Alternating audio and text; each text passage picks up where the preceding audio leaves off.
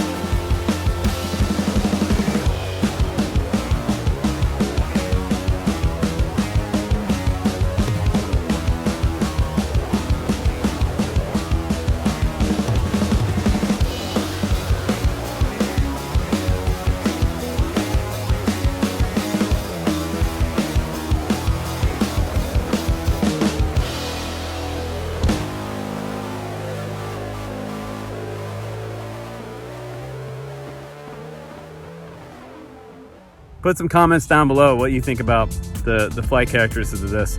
I think on the high end of the throttle was where I was wishing for a little more kind of refined tune on here, precise tune. It was lacking on the tune on the high end of the throttle for me. So it could be these props. I could change out these props and try some different ones on here, but the frame held up good. This is a unibody frame, and it looks like about 2.5 millimeter bottom plate here. Tiny bit of flex, not a whole lot, but the motors are on solid. All the bolts on here were nice and tight when I got it from Happy Model. One of the things you guys want to always do is take a driver, go over every single bolt on your quad or airplane or heli, whatever you're flying.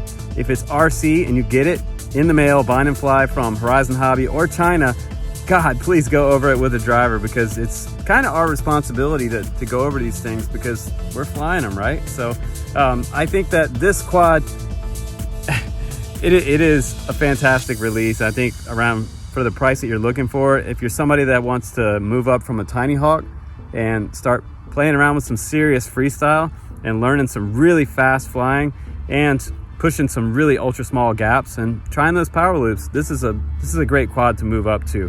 Also, anybody that is kind of experienced, any of my friends that I know that fly FPV for the last 8 years, would fly this. So yeah, I do have some guys that have been flying for 8 years plus, but let's go ahead and put this down on the bench and let's just check it out a little closer up so you guys can see what's on board the Crux 3. Here we go. So it does really look fast just sitting there, and I decided not to go back to the studio yet, just because honestly all this stuff is still fresh on my mind, and I just wanted to go ahead and get this review underway. I think that for the price, it's good. I think that it could have a little bit of better tune on there, obviously, at the high end of the throttle. Some of these quads do require tunes, and if I can tune it, I'll share the CLI dump for you guys for the tune, and you guys can copy it to yours. I think it also comes with a pretty nice case. The quad fits in there. You've got space for your batteries, and it does come with an Insta360 Go mount that goes right on the top if you want to put your Go on there. I didn't, because honestly I didn't want to add the extra weight of this on there. If you want to do some cinematic, sort of semi-cinematic stuff with the GoPro, you could do maybe a GoPro naked on here as well. So but you'd have to find a special mount, maybe on Thingiverse. Maybe someone makes one or will design one, because this is a pretty simple design. It just pops through the top and then you twist it this way and it's on, and it should stay on. But I just didn't want to add the extra weight, and I wanted to show you guys what the Ant camera looks like. Now, again, my battery of choice was the 2S650. If you're a beginner, you can also start on a 1S battery. Maybe you can find some 1S 350s or 450. It's probably the range you want to go for. If you're just cruising, I think with a 652S, you could get close to 4 minutes, which is pretty good. If you're really, really ripping, you're gonna get like 3 minutes. And that's doing a lot of high throttle punch. Now, the motors on here are Happy Model branded motors. They are EX12025 motors, and those are 6400 kV. They've got 4 bolts on the bottom. And it looks like we have around a 2mm bottom plate. There is a little bit of flex in the arms as well, which I thought was okay. The good thing is that when I did bottom out and I smacked down going pretty much full throttle under that tree, the arm didn't break off. And I thought I was gonna walk up to kind of a mess, maybe a broken frame, or one of these sort of grommets broken where the canopy attaches. And that's usually what breaks, but I used a couple rubber bands to put my 2S650 on there, and this battery is just so heavy it did fly off. So I found the battery in a couple minutes, and it took me a while to find the quad. It was face down and really kind of hard to see, but I think that overall you guys are going to really love the way this flies.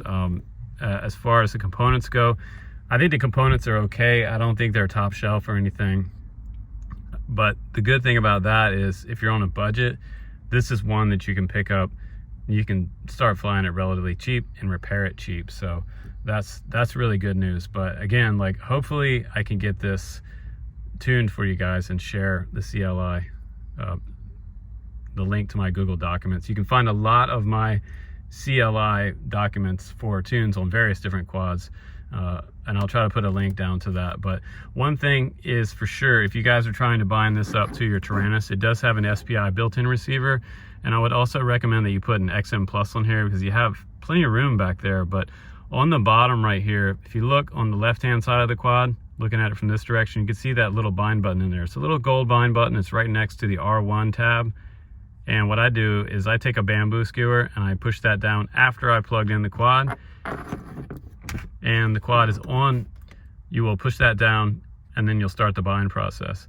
And it takes a couple seconds and you'll hear telemetry recovered on your Taranis. And once you do that, you should be good to go. So you can go into beta flight and your stick should be moving around.